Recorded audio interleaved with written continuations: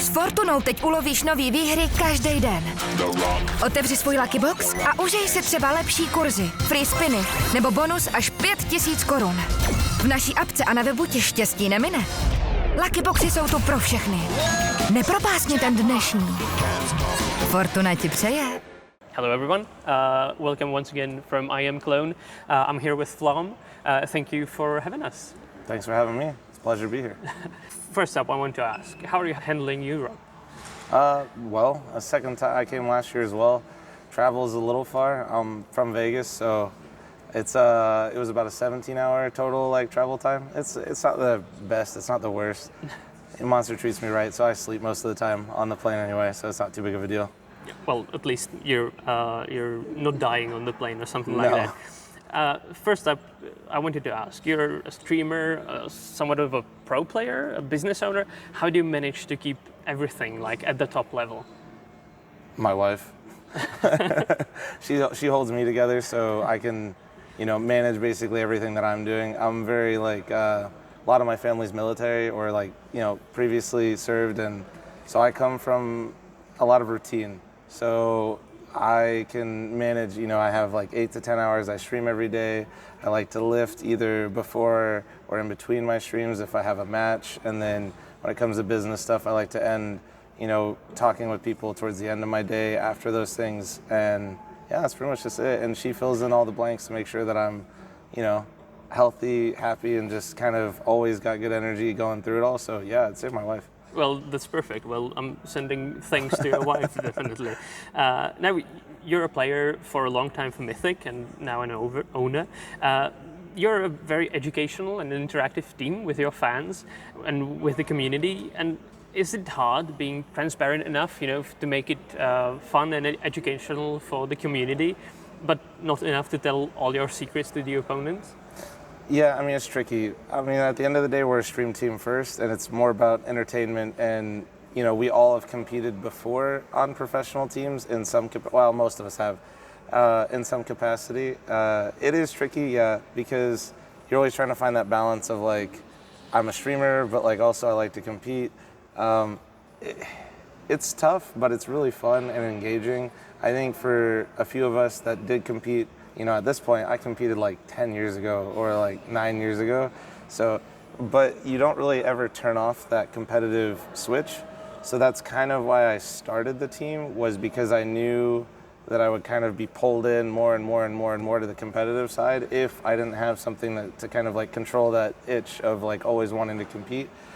But also, yeah, it's the double-edged sword of I'm competing but not really competing, so then when I lose it still feels the same. It still feels really bad, you know what I mean?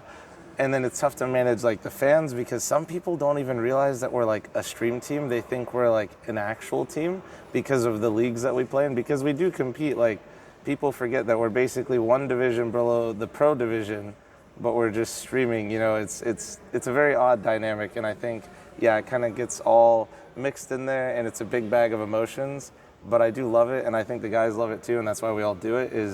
Like I said, it helps control that competitiveness that you just always have, but also you get to stream now, so it's a best of both worlds and worst of both worlds in a weird way, but it's a lot of fun. Yeah, that's good to hear. You're having fun, fans are having fun. That's the best. You and Mythic have been playing mostly in NA, which I think almost exclusively. And I feel like the NACS identity is kind of getting weaker lately. Cloud9 has a Russian team. Liquid is now pretty much watered down with the Europeans. Yeah. Do you see some positive signs for NACS coming in the future? Yeah, not to be too optimistic sounding, or but sure. I do think after COVID it was brutal. It was really, really tough. You had COVID. We lost Pro League. Well, I guess in the correct order, we lost Pro League, then COVID, then Valorant. You kind of had this collective, triple shot straight to NACS that really I'd say the biggest one honestly was losing Pro League. Then the second biggest one was COVID. Then just Valorant was just kind of there to be the thing to swoop in and give a lot of people opportunity that it's basically, in a normal world where we're not talking about esports, you're talking about a bunch of people that have a bunch of skills that suddenly woke up one day, lost all their jobs, and then were presented with an entirely new market where their skills would be paid for. So there was kind of like this, like even though we weren't necessarily losing the top end players, you were losing a lot of players that were developing, or you were losing a lot of players that had played previously and would help younger players develop as they continued to play. They probably didn't think of it that way, right? Like nobody thinks of it that way when they're in that spot, but it would have been nice to have some of those older players that maybe weren't going to compete in Tier 1 again, still playing and competing, and then helping players that were going to be on their way up. And you kind of lost like all of that for quite a while. I think it's important to understand that context, because now this is where I talk about the future of NACS, where is it perfect? Is it all sunshines and like rainbows? Absolutely not. But you know, we have like M80, we have Wildcard, we have NRG, we have teams where there are now like a mix of veterans, new players, old names, new names, kind of all together. And finally, we're kind of like seeing like there's a player named JBA with Wildcard, with Stanislaw, who used to play on EG. And then there's a player named Lake, who is the replacement for Malbs, who just went to G2. So I think there's some very exciting prospects, not as many as you would probably hope. And yeah, like you don't have the Cloud9, and Liquid isn't quite the like prestigious North American roster that it was before, because you have 2 Europeans, 2 Canadians, and then an Australian player. So it's kind of, you know, I don't even know, they're not even a European team. They're not they're going to compete from the Americas, because who wouldn't if you can get that major slot. Definitely, but yeah. It's a bit weird, and I do think there's hope though. There's definitely more teams, and like things are moving in a positive direction.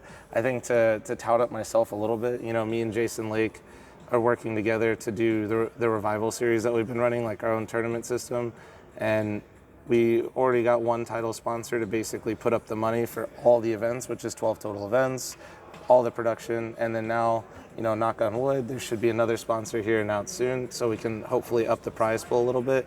And then maybe with that, we can get a little bit more momentum, have more tournaments in North America regionally, so that way we're building and developing more regional talent. Yeah, that's perfect. And especially with the changes to the, you know, major tournaments, the qualifications coming in 2025, you know, the invitation system, I think that's definitely going to help. So yeah. That's perfect to hear. One last question. It's really confusing for me, because within the team, you have a guy who's called Austin. I saw that question on Twitter and it wasn't answered. You have a guy called Austin whose in-game name is Austin, a guy called Cooper whose in-name game is Truck, and a guy called Austin whose in-game name is Cooper. How the hell do you manage to communicate properly, like, on the server? Okay, to be honest, it's only a problem for one person on the entire team, because nobody goes by their first name except for Austin or Austin CS, because Cooper just always goes by Cooper and Truck always goes by Truck. So we never have this confusion. The only person that struggles is Cooper's brother, Freakazoid, who calls Cooper Austin. That is the only person that has this issue. Everybody else is fine. It's just Ryan or Freakazoid will basically say Austin, and he's trying to talk to his brother, and he's talking to our new pickup, Austin. So yeah, so that's actually the only conflict, surprisingly, despite. Also, just to add a little side note, I can't remember which one of my teammates' dog's name, but one of my teammates' dog's name is also Cooper. Yeah, I heard about that. Yeah, it's fascinating. Well, I'm glad you're keeping it up. Did you have any problems with it, actually, like in the server, that there was a mix-up or something? Nah, the only person, like I said, the only person that ever has issues with it is Freakazoid. Yeah. Perfect. So it's okay then. Yeah. Perfect. So fl0m, thank you very much for having us. Thank you for talking to me, and good luck with Mythic, and enjoy your stay in Cologne. Thank you very much. Appreciate it. S Fortunou teď ulovíš nový výhry každý den. Otevři svůj Lucky Box a užij si třeba lepší kurzy, free spiny nebo bonus až 5 000 korun. V naší apce a na webu tě štěstí nemine. Lucky Boxy jsou tu pro všechny. Nepropásni ten dnešní. Fortuna ti přeje.